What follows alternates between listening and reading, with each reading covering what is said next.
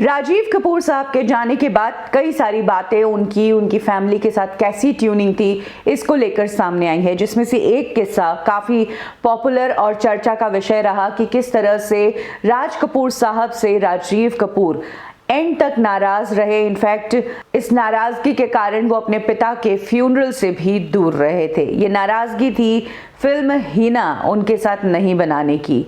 राजीव कपूर हिना में एक्टर के तौर पर काम करना चाहते थे, लेकिन राज कपूर साहब ने ऋषि कपूर को लेकर ये फिल्म बनाई थी। और आज कब क्यों और कैसे में हम यही डिस्कस करेंगे कि आखिर बाप बेटे की इस लड़ाई में कौन सही था, कौन गलत था।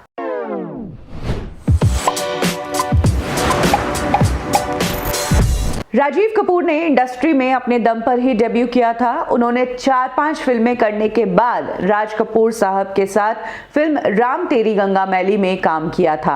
राम तेरी गंगा मैली से पहले जो फिल्में राजीव कपूर की आई उसमें भी वो कुछ खास नोटिस नहीं हो पाए। इसके अलावा जहां तक बात है राम तेरी गंगा मैली की, तो राज कपूर साहब ने इस फिल्म को कमर्शियल एंगल से देखते हुए मंदाकिनी के कुछ हॉट सीन्स डाले थे और फिल्म की रिलीज के बाद राज कपूर साहब की ये बात सही भी साबित हुई। राम तेरी गंगा मैली के वो जो हॉट सीन्स थे मंदाकिनी के, वो आज भी सबसे ज्यादा पॉपुलर है। लेकिन हाँ, ये बात जरूर है कि फिल्म से राजीव कपूर को जो उम्मीदें थी वो उम्मीदें पूरी नहीं हो पाई। ये कहानी थी, ये गंगा पर बेस्ड थी, लोगों को गंगा का कैरेक्टर टच कर गया। वहीं राजीव कपूर नोटिस तो हुए, लेकिन सारी लाइमलाइट मंदाकिनी ले गई। जहां एक तरफ राम तेरी गंगा मैली के बाद मंदाकिनी को ऑफर्स पे ऑफर्स आ गए, वहीं राजीव कपूर को भी फिल्मों के ऑफर्स तो मिले, लेकिन उन फिल्मों ने कुछ खास परफॉर्म नहीं किया।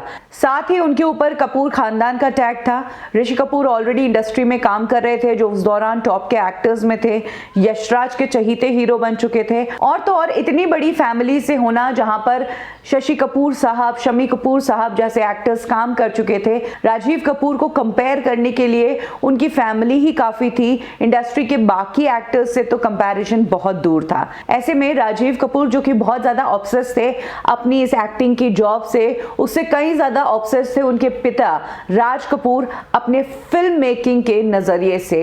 राज कपूर ने इतने साल इंडस्ट्री में बिताए थे और उन्हें पता था कि इंडस्ट्री में कौन सी फिल्म चलेगी, कौन हीरो चलेगा, किस हीरो को किस किरदार में लेंगे और किस तरह का सीन होगा तो ये फिल्म निकल पड़ेगी। उनके सेंसेस काम करते थे। इसी दौरान राज कपूर साहब, जो कि लंबे समय से हिना फिल्म की प्लानिंग कर रहे थे, उसके लिए राजीव कपूर बहुत चाहते थे कि हीरो के रूप में मुझे ही लिया जाए।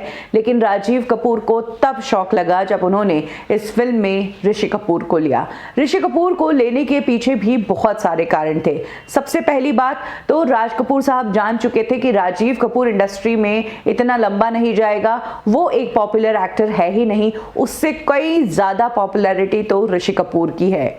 दूसरा कारण ये कि राज कपूर साहब इमोशनल होकर अगर अपने बेटे राजीव के लिए हिना को प्रोड्यूस कर भी देते तो भी रिस्क होता। अगर फिल्म फ्लॉप हो जाती तो पूरी कपूर फैमिली दूसरी बार रोड पर आ सकती थी। ऑलरेडी एक बार मेरा नाम जोकर से इस फैमिली ने बहुत मुसीबत के दिन देखे थे। यही कारण है कि राज कपूर साहब ने इस फिल्म में राजीव कपूर को एक्टर के तौर पर नहीं कास्ट किया। और तीसरा ऑप्शन ये कि कपूर फैमिली में ऋषि कपूर साहब के अलावा और कोई था ही नहीं जो उस दौरान पॉपुलर हो, भले ही रणधीर कपूर की बात हो या फिर किसी और की बात हो। सिर्फ और सिर्फ उस दौरान जब हिना फिल्म बन रही थी तब ऋषि कपूर इंडस्ट्री में सबसे पॉपुलर एक्टर थे कपूर खानदान के।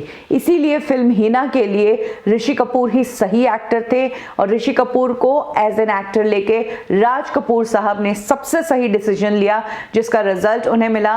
ये फिल्म सुपर हिट हुई और कहीं ना कहीं इसका फायदा राजीव कपूर को भी मिला, जो कि इस फिल्म के प्रोड्यूसर थे। तो कुछ इस तरह से बाप और बेटे की इस लड़ाई में एक बार फिर से राज कपूर साहब की जीत हुई, उनके एक्सपीरियंस की जीत हुई और ये बात भी साफ हो गई कि बाप बाप होता है। कब की और कैसे में अभी के लिए बस इतना ही। फिर मिलेंगे बॉलीवुड की एक और स्टोरी के साथ। लाइक करें हमारा फेसबुक पेज बॉलीवुड ठिकाना, फॉलो करें हमें इंस्टा पे और सब्सक्राइब करें हमारा यूट्यूब चैनल बॉलीवुड ठिकाना।